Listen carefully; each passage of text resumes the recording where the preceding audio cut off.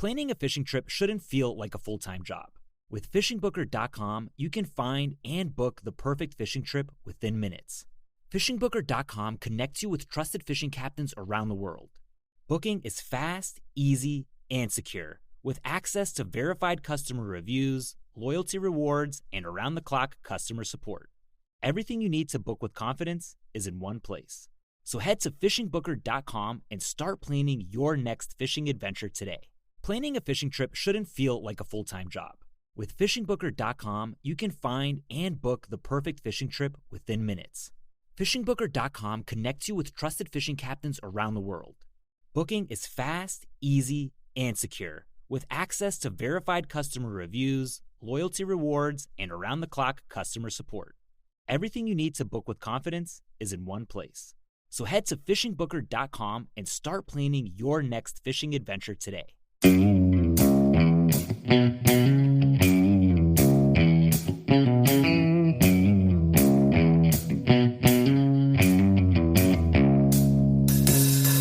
right, welcome back to the Survival and Basic Badass Podcast, Kevin and Chuck.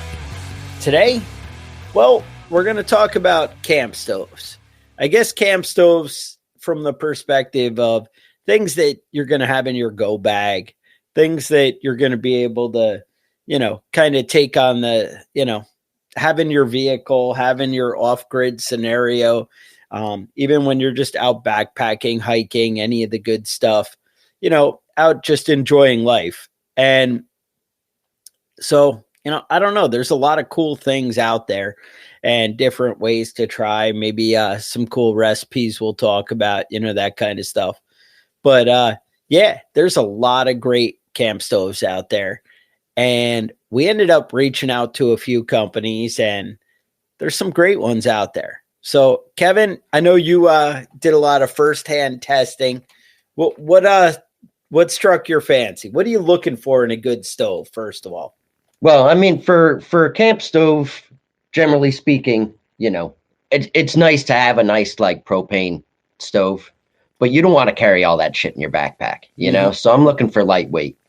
Right. So lightweight and small and concealable, right? Something right. Not necessarily hide concealable, but out of the way, discreet and tucked in and not taking up your whole pack. Right.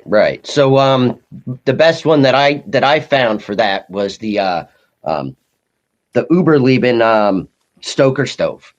Okay. Basically, it comes with 6 pieces, and they're all flat.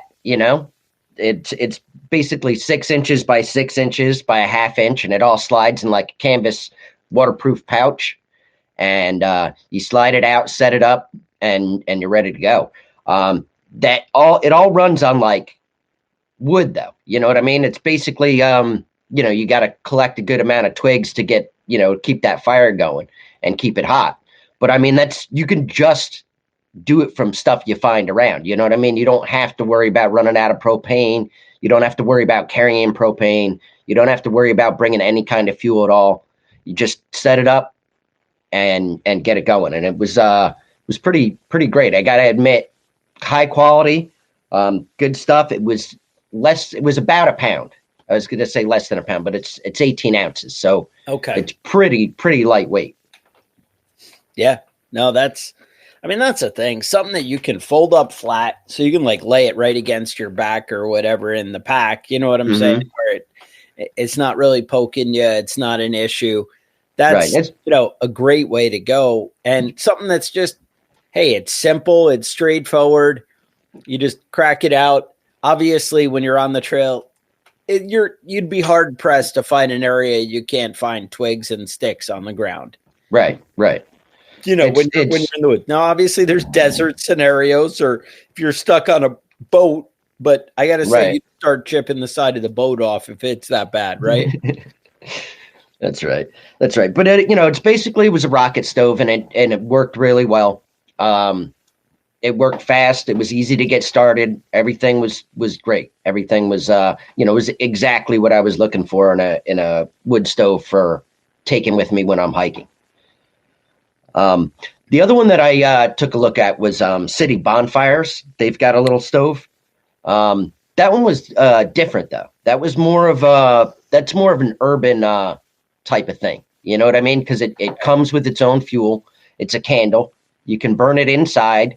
It's doesn't produce any bad fumes or anything like that. So this one's like basically like the frame for a pot, and then like maybe like a sterno can kind of thing. Like that that's basically how it works. And the cans. This one was really inexpensive too. It was good quality, and it was I think you could get replacement candles for like $25 or something. They weren't very much, and they last about 4 hours. Of continuous cooking, or obviously it doesn't take you more than an hour to cook something, but you can use it multiple times.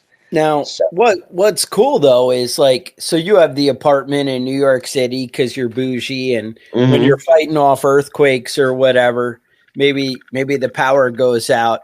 You could just go on like that back patio, because all of us who can afford an apartment in New York City have a patio outside. No, you can do that right inside on your kitchen, on your kitchen table. Right, right, you don't even have to have space. Obviously, the Uber leaving, you're not going to just like have sticks lying around unless you're like in Central Park, obviously, because those are the only trees in New York. But right, you'd have, you could like break up the furniture a little bit and feed it in slowly. You take out pocket knife. Are you not allowed to have pocket knives in New York? No, you can have a pocket knife. It has to be less than 4 inches long blade, so it's not great. It's not. Yeah, it's New York City. That's how it goes. All right, but I'm just saying these are kind of cool. And actually, the city bonfire is that the city bonfire, and that one was city bonfire one that you could just crack out and put on the table, and for a power down for short time situation, that's ideal and gets you going and easy. And right, and they had it came with and it came with little skewers, so you can cook meat or marshmallows or whatever it is you want to cook on it. Little bit rat or squirrel, whatever you guys have in the city. Whatever you have, man. Yeah, my cat brought me a big rat yesterday, so that was pleasant. But yeah, that's something you can cook inside. You don't have to have fuel. You don't have to have anything. You have the whole setup right there, and you're eating hot food when everybody else is in the dark. And it's pretty good. Pretty good for indoor use in urban areas. And you can use it anywhere. You don't have to be in an apartment. You can do it on your back porch if you want to. You don't have to be a city person. You can. No. But those were my two favorites. Okay. I like to have, when I go camping, when I'm not hiking, when I'm going with the family, I'd like to have something that's easy to start up. Propane, little propane canisters. So the Camp Chef Ever stove is a 2-burner stove, propane, and that's a good quality stove. And also I use the Coleman stove. That's primarily what I bring with me if I'm going on a trip with the family. Those are a little bit more hiking it in and whatever. That's they're heavyweight, and you got to carry the propane too. Yeah. Right. So it's not something I would take in a backpack if I was hiking. But if I'm parking, 100 yards from where I'm camping or something, that's easy enough. Right. So if you were going to be a speaker at Prepper Camp in September in North Carolina, that's something you might bring to your campsite, is something exactly Gotcha. Like that to make your coffee in the morning. Gotcha. Yeah. No, I mean, that is something though. When you wake up and it's cold out, it's nice to be able to just turn the Coleman stove on and get the water hot and make some coffee and get some eggs, and you're ready to go. You don't have to do any work. You don't have to get the fire going. You don't have to have anything going. You can just set it up and you're drinking hot coffee while you try and poke the fire back to life. Exactly. I like it. Now, there are a couple of beefier options. And I've seen kind of like, I don't know, I would almost say sheet metal, crappy, whatever. But there's a lot of the rocket stoves you can buy. But if they're collapsible, usually they're pretty poorly made. And if they're not collapsible, they usually weigh a ton. You know, they're big, substantial. But there are some cool things that, I've seen out there for the rocket stoves. It is a balance of quality and weight, where you're kind of looking for the trade-off, but something for cooking in the backyard. There's a lot of cool things. And there are more aggressive, like people will take stones, cinder blocks, that kind of thing, and work out their own kind of version of a rocket stove and setting up stuff pretty cool. There's other ways to go. Believe it or not, like people take like the flat, like bluestone or like that, and will cook right on it. Just throw it in the, right on the coals kind of thing. And, you can lay your food on right there and have ways to go. And that provides a lot of great options for, when you're out on the trail, you don't have to carry something.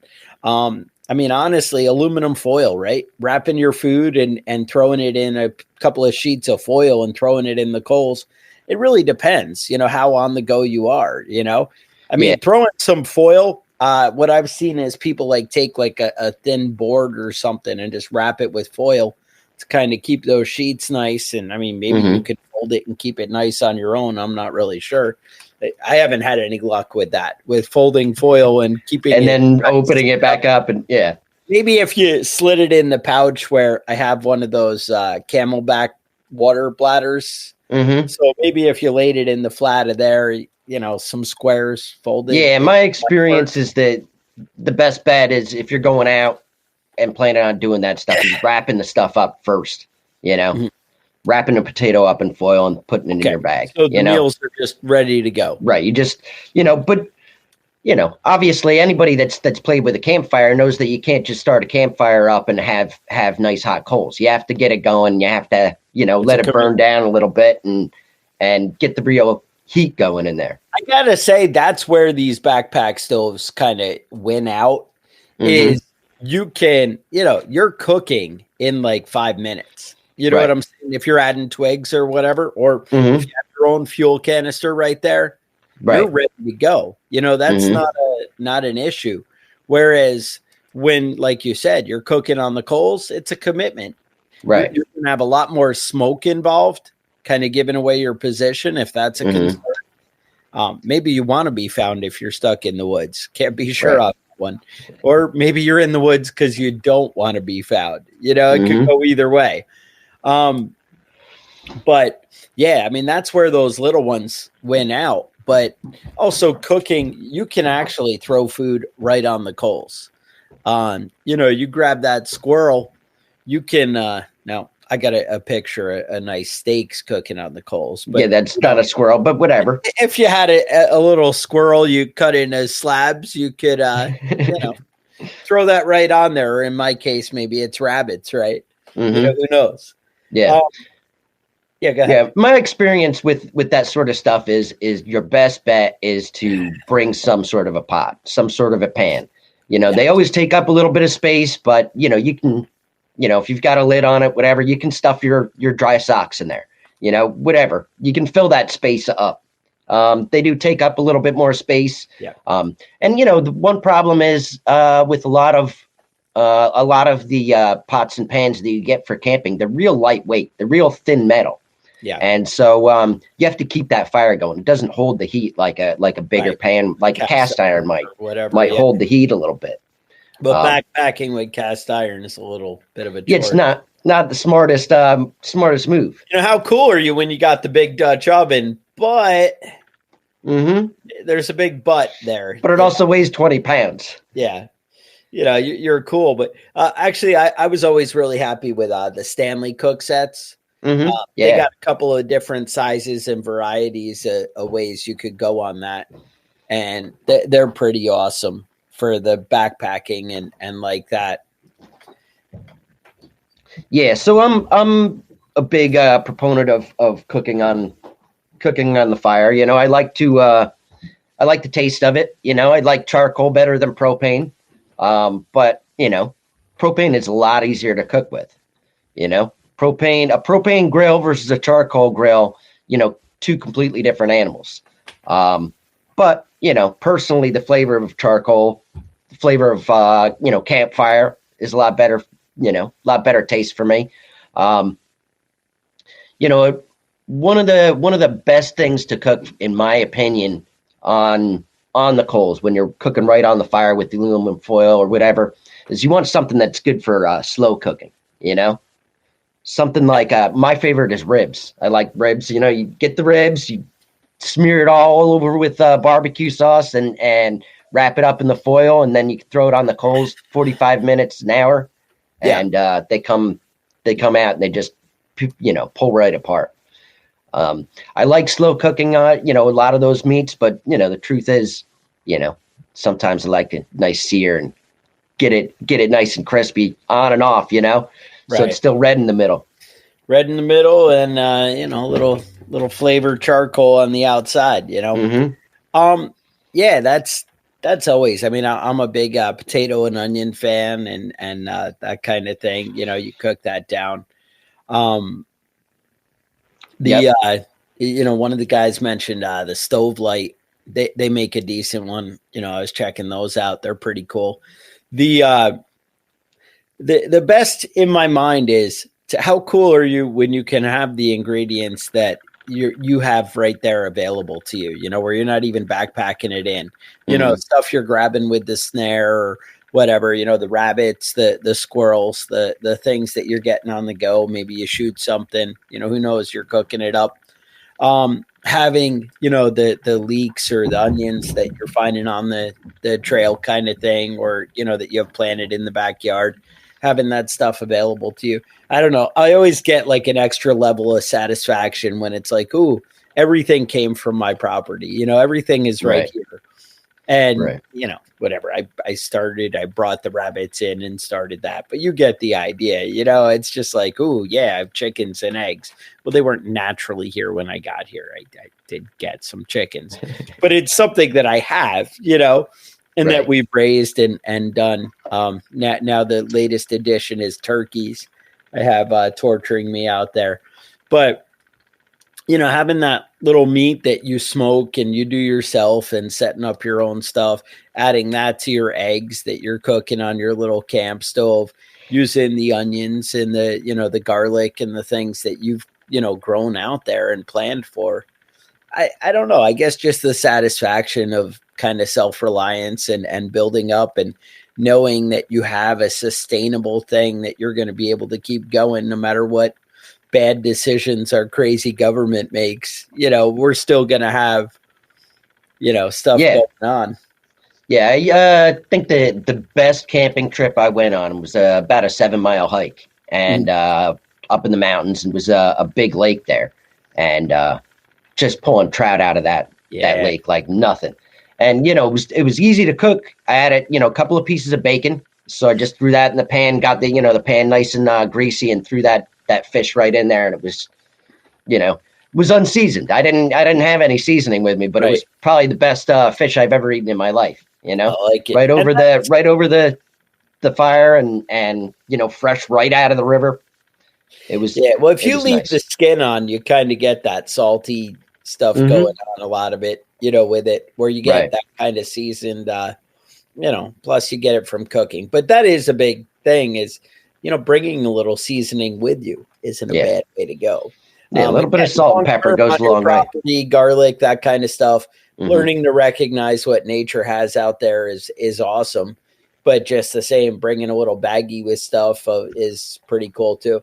It's funny that it never occurred to me, but my wife decided to make garlic powder this year out of our garlic. She hydrated it, and oh my God, it is so different in the potency of the little like garlic powder you get from the store versus using our homemade stuff. And it's like, oh my God, it's like totally different. Plus, when you see the disturbing things of the way it's made in other countries, when you have the made in China, whatever, and what's in there, and you're like, homemade natural sounds pretty good. You give up a decent amount of garlic to get your jar full of garlic powder. It takes a lot of garlic to make garlic powder, right? You got to take once you take all that moisture out of there, it shrinks down quite a bit. And I gotta say, it was effort to get the moisture out of there. Like it was still kind of clumpy and, like you're just keep fighting it. Like you're in there with a fork, breaking it up again every once in a while because of the moisture. Right. So it's tough. I mean, I'm sure had we, ran it through the dehydrator or whatever a few more times, we could have had better success. But there is something for bringing good seasoning. And I guess I just brought that up, one, because it's awesome. And I'm amazed that she made awesome garlic powder. But two, that, bringing spices and the little extra niceties can go a long way. Having salt set aside both for curing and whatever in your preps and, and for seasoning will go a long way. And those of you that love sugar, maybe that's a way to go for you. I don't know. Yeah. No, I know, when I go on hikes, I'll usually, I'll usually make something, lamb chops or duck or something like that. And I'll put it in a Ziploc bag, put it in with a marinade, and put it in the freezer the night before I leave. And that way it's nice and frozen for the whole hike up. And then, by the time you're ready to cook, it's just about thawed out and it's been marinating. So it's ready to go. It's nice to be out on a hike in the middle of nowhere and have a nice deluxe gourmet meal, after all that walking. But, to me, that's one of the great things about hiking and camping, backpacking is, planning ahead and having a good time, Right. It's bringing a bottle of whiskey is a lot less weight than bringing a 12-pack of beer. But that's good planning, Kevin. You're smart. Yeah, that's how to do it. And those bottles are heavy though. You got to dump that into a big flask, and then you're ready to go, man. Then you're ready to go. You're hammered, and you're eating a good meal, and you're gonna have a miserable day the next day, being hungover, trying to walk back down the mountain. Do we need the Survival and Basic Badass podcast flask? Is that? I think that's a good idea. I think we need to get something like that together. Yeah, I like that idea. That sounds right. But that's one of the things is the more you're out camping and hiking and doing these things, the more you realize what works and what stuff you're carrying in that's just useless. All the fancy, little tricks and whatever. Learning how to filter water and stuff over the life straw or whatever is kind of a good thing. But again, you never know what situations are going to present themselves. Maybe boiling water is not in the cards. Having one of those pumps where you can just pump right out of the creek in fill in all your water containers. That's pretty awesome. That might be the right trick because carrying in water is never fun. But again, you need to know. And it can be hard to find clean water. You know what I mean? You might run across a spring, but I mean, those are few and far between, All signs point to unlikely, Right. As long as, if you know the trip or that, this park has little spigots every mile or whatever where you can go in and just turn it on and good to go. Right. Well, that's cool. But, maybe that's not the case. Right. Mm-hmm.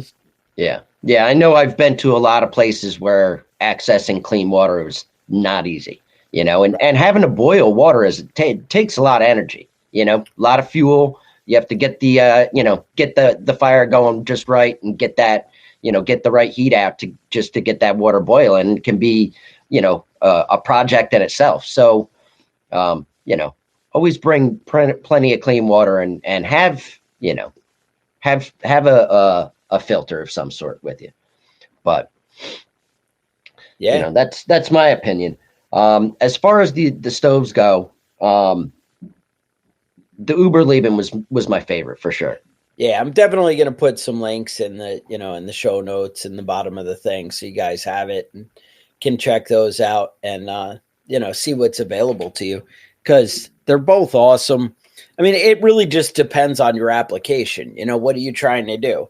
If you're hanging out with your buddies in that, in the backyard and you want a little, something, but you're not in the neighborhood where you can have the big roaring campfire, it's one thing if you can build the 5-foot tall bonfire and whatever, right? But still, even that, you don't want to, you're not cooking marshmallows on the one that you can't get within 10 feet of, Yeah. So I I did a few on my honeymoon. We were out camping, and I had to set up a tripod, and I had a few people come out, hike out and meet up with us, and I had a few big steaks that I cooked on there, and that was really something. That was good. It was like the big broiling steaks, the big 3-pound steaks, and now, how did you work the tripod? Was it like a grate that's hanging off it, or? Right. So it's a grate that hangs from the center of the tripod over the fire, and you can adjust it, up or down. And, obviously it can be a lot trickier to cook meat over a fire than on the stove. You know what I mean? You've got to work the fire so it's just right. You don't want to be burning all your food, and, you want to have some nice hot coals that you can put the food right over top of without, without burning everything to shit. And it can be tricky to do it, to get it right. Delicate balance, right? Yeah, that's right. And so with those tripods, when you work it that way, it's a lot of up and down. You know what I mean? Yeah. You don't want to have a bunch of little twigs in there burning real hot and burning all your meat. And you don't want to have a bunch of old logs that are just kind of like, wet and steaming and, slow and low. Yeah. Slow and low. So you have to have a good balance, and it can take a while to get a fire where it's big enough and hot enough that it has coals that it can burn down and still maintain the heat for a while. And that's the thing. It's all about finding the right application for what you're into and, what you're after. But again, that's go out and do it. The more you're out there hiking, camping, and experiencing stuff. And I got to say, when you go out on like these trails and different things, you meet people and you see the other tricks they're doing. There is a ton of things that you can do with spending no money or little money. Even a tripod, you can work out things where you're hanging stuff for cheap, or nothing, even just a grate. Like, heck, you could just take an old oven rack and make your own, tripod. Mm-hmm. And, there's different ways to go, and maybe you cut it down a little smaller with the grinder in the backyard. You don't need to spend $1 million to, find the right setup. You need to just kind of use your head, kind of think, a little bit of what could work for you. You could easily take an old oven rack and cut it to where it's going to fit just inside your backpack and be, one more thing. Now, obviously, you don't want that metal grate laying right against your back when you're hiking in, but you might be able to cushion it and spread it out a little bit and set up the right thing. These are the things you learn over time by doing, though, is, that was, grating on my back the whole night like a cheese grater. And I didn't, like that hiking in. But, when I wrapped a sweatshirt around it or my towel that I brought, then it wasn't so bad, or, whatever. You find the tricks that work. Yeah. What I was, in my experience, too, is when you go out, you're never going someplace where nobody else has ever been. And people are always leaving all kinds of trash and shit behind. And you can always find something, There's been probably half a dozen campsites that I've gone to where the fireplace, was already built and set up. And there's just an old fucking grate sitting there someplace, you know what I mean? Somebody had brought it in, didn't feel like hiking it back out. And that's pretty cool. That's, and how cool are you when you're leaving for the next guy? I know they're like, nature and leave it as you found it and whatever. Yeah. Don't leave garbage. Don't be a jerk, but just the same, got something useful for the guy, maybe they appreciate it. Yeah.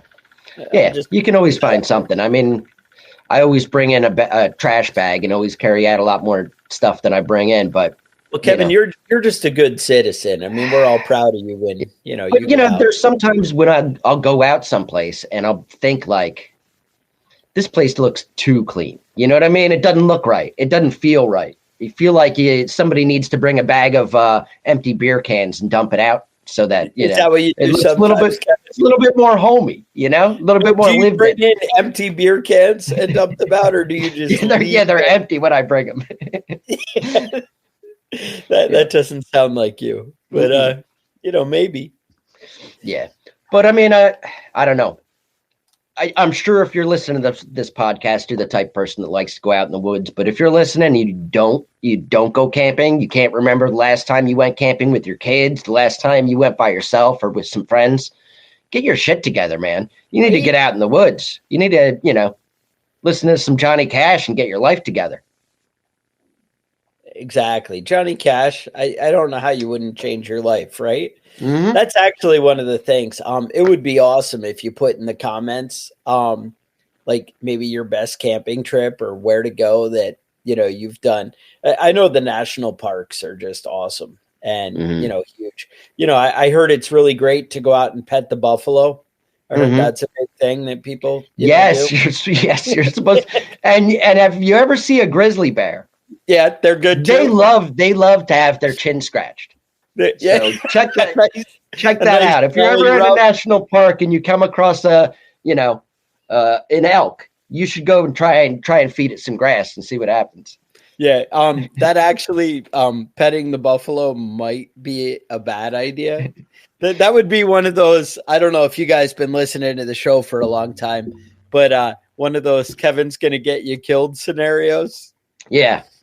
Those times that Kevin killed people, that would be with the grizzly and the buffalo belly rubs. Yeah, but I think that's maybe the new T-shirt for the Survival and Basic Badass podcast. Give a grizzly a belly rub. Yeah, they love that shit. Yeah, because that only sounds right.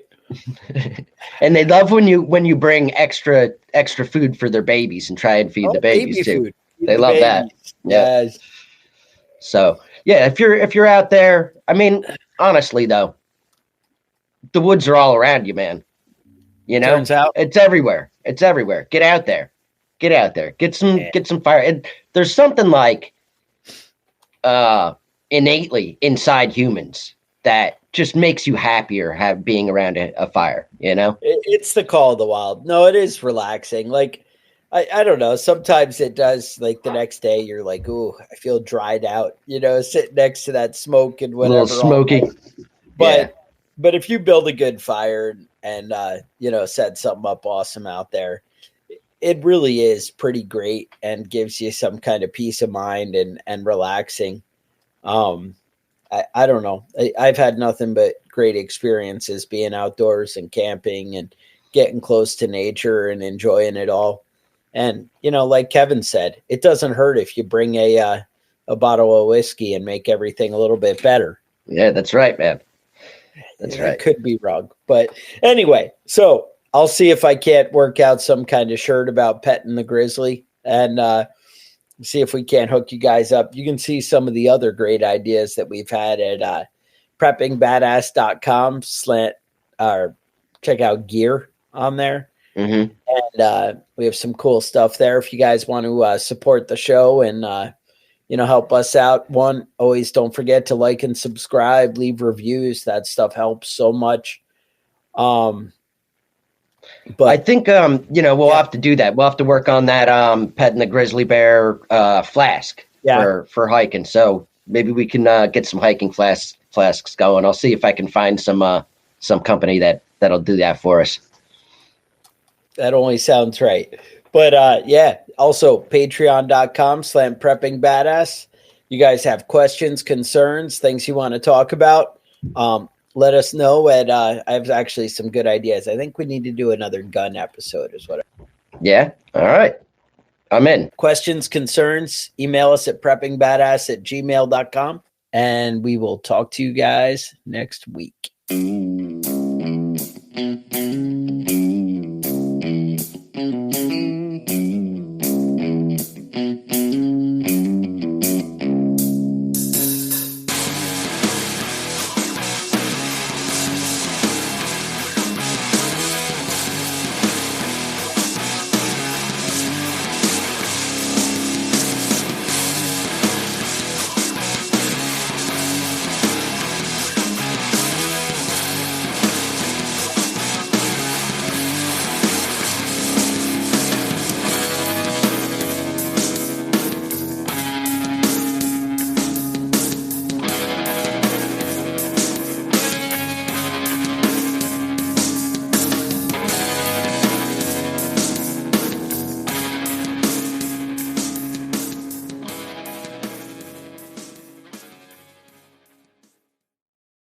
Planning a fishing trip shouldn't feel like a full-time job. With fishingbooker.com, you can find and book the perfect fishing trip within minutes. Fishingbooker.com connects you with trusted fishing captains around the world. Booking is fast, easy, and secure, with access to verified customer reviews, loyalty rewards, and around-the-clock customer support. Everything you need to book with confidence is in one place. So head to fishingbooker.com and start planning your next fishing adventure today.